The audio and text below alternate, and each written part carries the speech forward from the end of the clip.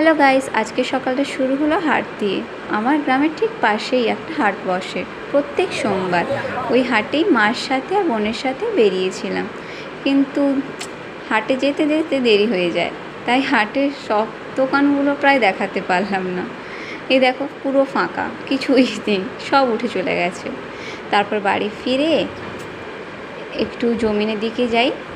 আমাদের এখানে ধান চাষ হয়, বাড়ির সবাই প্রায় ধান চাষের জন্য বিজি আছে এখন, শুধু মা আর বৌদি বাড়িতে আছে। তাই ভাবলাম একটু ঘুরে আসি। দেখো, জমিগুলো পুরো ফাঁকা।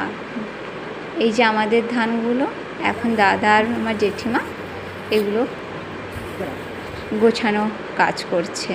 তারপর আমি এখান থেকে এসে একটু বাড়িতে তরমুজ খেয়েছিলাম, আমি আর আমার ছোট্ট বাবু। খুব গরম। আজকে এই পর্যন্ত।